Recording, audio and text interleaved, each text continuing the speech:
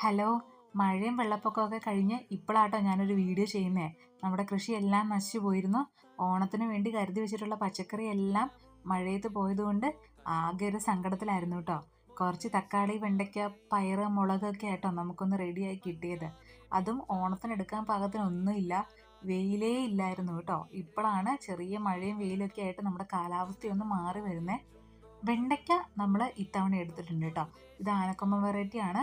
കുറച്ച് നമുക്ക് കിട്ടിയിട്ടുണ്ടായി. ഇത് നമ്മൾ സാമ്പാറിനകത്തൊക്കെ ഇട്ടു കേട്ടോ.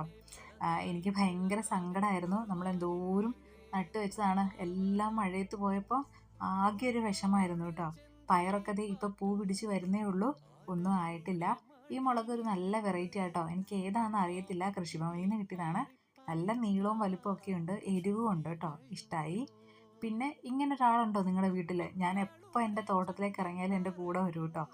അങ്ങനെ ഒരു 3-4 വെണ്ടയ്ക്കയും പൊട്ടിച്ച് 2 പച്ചമുളകും എടുത്തുകൊണ്ടാട്ടോ ഞാൻ ഇന്ന് എൻ്റെ ഹാർവസ്റ്റിംഗ് അവസാനിപ്പിച്ചു. ഇങ്ങനെയുള്ള വീഡിയോസ് ഇഷ്ടമാണെങ്കിൽ സബ്സ്ക്രൈബ് ചെയ്യൂ.